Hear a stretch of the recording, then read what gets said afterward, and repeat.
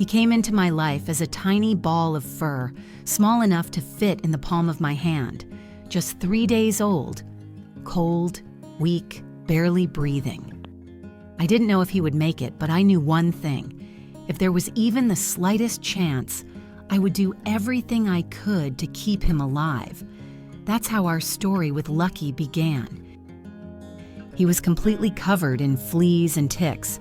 My brother Bobby and I spent hours cleaning him, gently dripping warm water over his little body so we wouldn't scare him.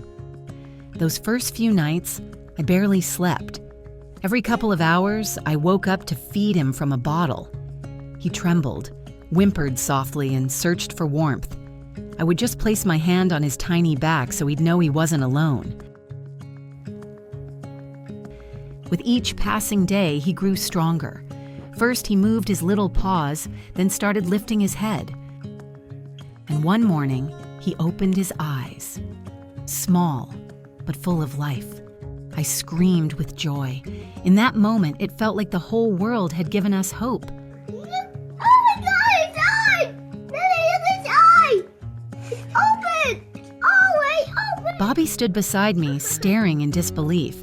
Then he laughed and said, "Well, Lucky, welcome to the world."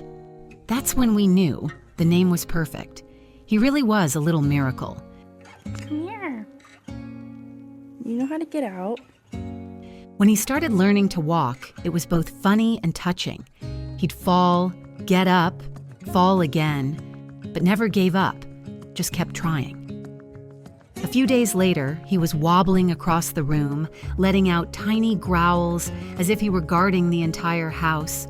A brave little fighter with a voice that sounded more like a squeak. I looked at him and thought, that's pure determination. I'm just waiting for you to grow.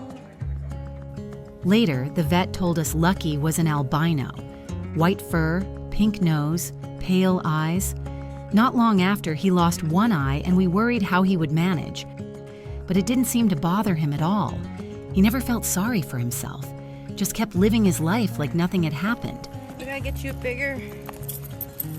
We gotta get you a bigger one. This one's too small for you. You don't fit in it no more. You grew so much. Lucky turned out to be not just brave, but full of personality. When he wanted to play, he played. When he didn't, he'd turn his back and curl up for a nap. But the moment Bobby walked into the room, he came alive again. They were like brothers. Bobby would pick him up, and Lucky would press against him as if it was the safest place in the world.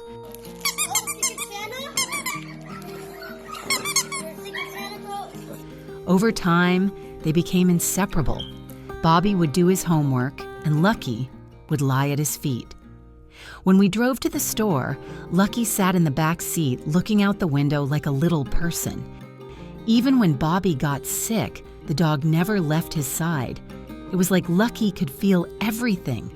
The sadness, the happiness, even the silence. Now, when I look at him, strong, healthy, with his snow-white fur, it's hard to believe he ever struggled to survive. He's grown into a smart, gentle dog, and every time he lays his head on my lap, I remember that first night when we fought for his life. Lucky reminds us that even the smallest creature can have incredible strength. He teaches us to appreciate simple things: the morning sun, a warm home, the people we love.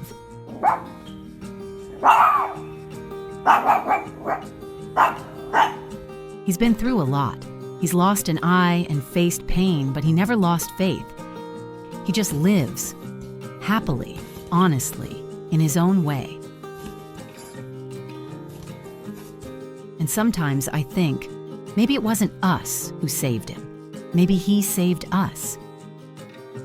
If you like this story about Lucky, please like, comment, and subscribe to the channel to see more touching and inspiring stories.